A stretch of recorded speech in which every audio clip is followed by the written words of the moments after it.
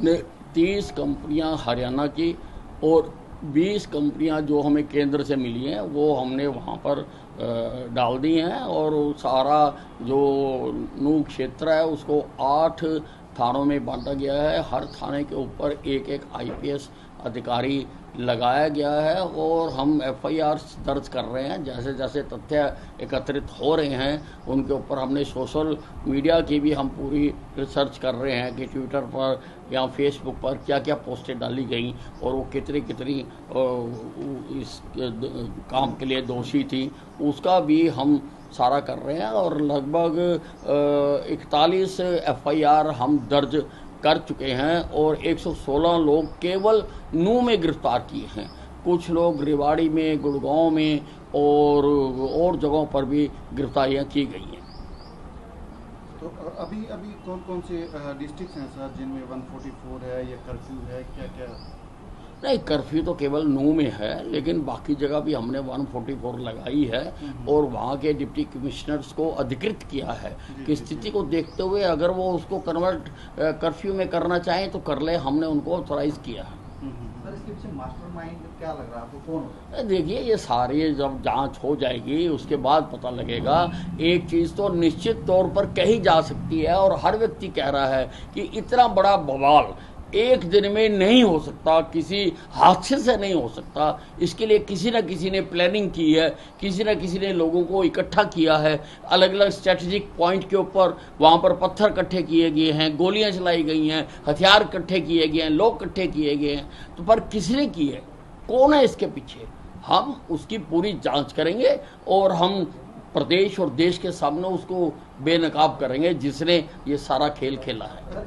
BSP की तरफ से पूरे भारत में एक प्रोटेस्ट की कॉल दी गई है शाम को, दोपहर को, तो हरियाणा में भी इस तरह की अगर नहीं, वो सबको अपनी बात कहने का अधिकार है और आप जानते हैं कि एक्शन का रिएक्शन होता है, ये प्रकृति का नियम है। लेकिन वो बिल्कुल शांतिपूर्ण तरीके से हो ऐसा हम सबको कहना चाहते हैं कि वो अपनी आवाज़ उठाएं, वो सबको अधिकार है। लेकिन वो शांति को बनाए रखें, कानून व्यवस्था के साथ कोई खिलवाड़ ना करें। सर, कितने इसमें सारे अभी तक कैजुअलिटी कितनी है और जो इंजर्ड हैं क्या वो सारे सेफ हैं? नहीं, कल तक 5 थे, लेकिन अभी समाचार आया है कि एक और डेथ हो गई है, तो उसका भी हम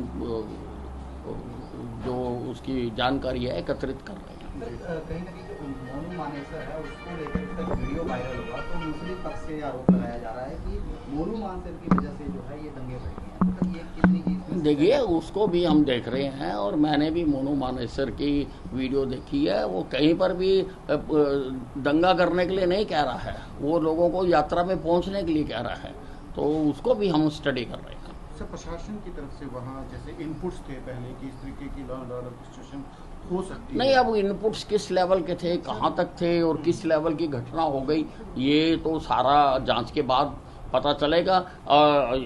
यूजली क्योंकि ये हर साल यात्रा निकलती थी तो ये एक तरह से लोकल प्रोग्राम है और लोकल प्रोग्राम प्रदेश में हर जिले में होते रहते हैं। ज़रूरी नहीं होता कि उसकी जानकारी सारी प्रदेश स्तरीय तक अधिकारियों को दी जाए, तो स्थानीय कार्यक्रम होते रहते हैं। उसी के तहत इनको इजाज़त दी गई थी और जितनी पुलिस फोर्स पिछली यात्राओं में लगाई जाती थी उतनी पुलिस फोर्स 31 तारीख को भी लगाई गई थी। लेकिन अब उसके पीछे किसी ने इसको बहुत बड़ा कर दिया, तो बड़ा करने के लिए अब हम स्थिति को संभाल रहे हैं। सर, लोगों को किस तरह से अपील करना चाहेंगे जिस तरह से सोशल मीडिया पे अफवाहें फैल रही हैं? नहीं, मैं सबको कहना चाहता हूँ कि ये देश हमारा है और हमने इसको विश्व में सबसे ऊपर लेके जाना है और तरक्की उसी प्रदेश में होती है जिसमें शांति रहे। तो आप ऐसी कोई हरकतें ना करें, कोई गलत पोस्ट ना डालें, कोई किसी को फॉरवर्ड ना करे, कोई किसी को वायरल ना करे, नहीं तो हम सबकी निगाह रखे हुए हैं। अगर कोई सोशल मीडिया के माध्यम से, अगर कोई व्हाट्सएप यूनिवर्सिटी के माध्यम से कोई खेल खेलना चाहेगा तो हम उसके खिलाफ भी कार्रवाई करेंगे। सर, अभी तक कितनी FIR दर्ज हो चुकी है? मैंने बताया कि 41 FIR तो केवल नू में दर्ज हुई हैं और 116 लोग केवल नू में गिरफ्तार हुए हैं। अभी और गिरफ्तारियां होंगी और बाकी गुड़गांव में भी हुई हैं गिरफ्तारियां और सोना में भी हुई हैं, रेवाड़ी में भी हुई हैं। तो पूरी तरह से सब जगह पर काम। इंटरनेट को लेके क्या खबर है, कहाँ बंद है? नहीं, वो अभी तक तो मेवात में ही बंद है और हम स्थिति का आंकलन करेंगे, जैसी स्थिति इजाज़त देगी हम वो करेंगे।